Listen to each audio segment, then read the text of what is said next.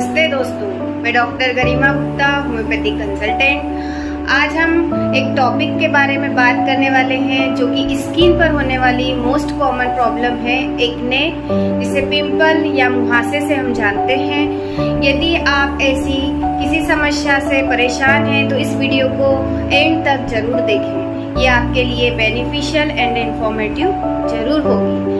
तो जानते हैं हम स्किन पर होने वाले पिंपल्स के कॉजेशन, उसके सिम्टम एंड प्रिकॉशन और होम्योपैथी इस प्रॉब्लम में आपको कितना और क्यों सहायक हो सकती है। तो सबसे पहले हम जानते हैं पिंपल्स के कॉजेशन क्या होते हैं। तो पिंपल होने के 3 बेसिक रीजन से हो सकते हैं। सबसे फर्स्ट जो रीजन होता है वो होता है hormonal imbalance. Second important reason होता है आपके इंटरनल बॉडी ऑर्गन का डिसफंक्शन। थर्ड हो सकता है आपकी डाइटरी हैबिट। ये जो फर्स्ट कॉमन रीजन होता है हार्मोनल डिसफंक्शन जो कि एक एज ग्रुप में मेनली देखा जाता है। फीमेल्स में 11 to 14 एंड मेल्स में हो सकता है ये 13 to 17।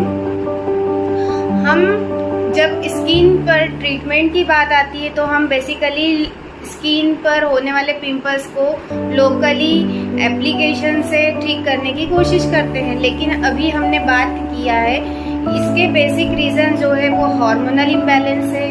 आपके इंटरनल ऑर्गन जैसे कि लीवर डिसफंक्शन होना, उसका मेटाबॉलिक डिसफंक्शन होना जिसके कारण कोलेस्ट्रॉल या ब्लड का में फैटी इंक्रीज हो जाना, जिसके कारण वो डिपॉजिट होगा आपकी स्किन पर, सिबेशियस ग्लैंड्स पर, जिसके कारण वो पिंपल्स कॉज करेगा।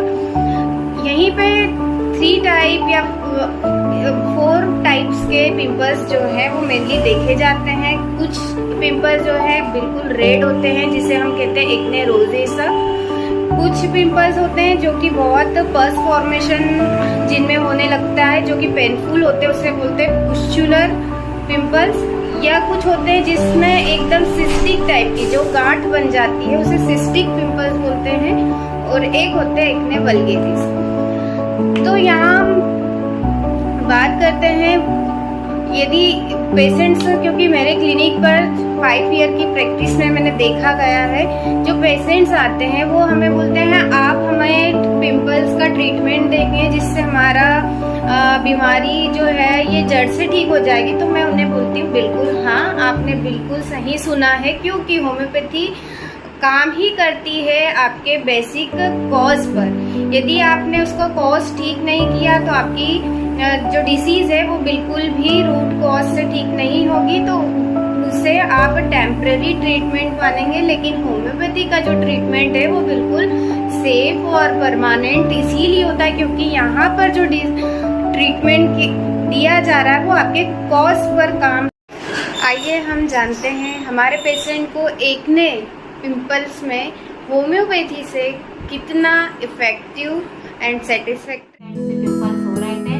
फिर मैंने होम्योपैथी का ट्रीटमेंट चालू किया, जिससे मुझे चेहरे पर जो पिंपल्स थे वो धीरे धीरे ठीक होने लगे।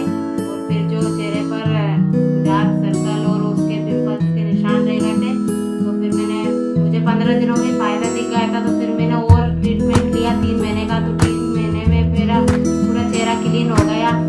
और फिर मैंने उसके बाद भी अभी कर ही रही हूँ।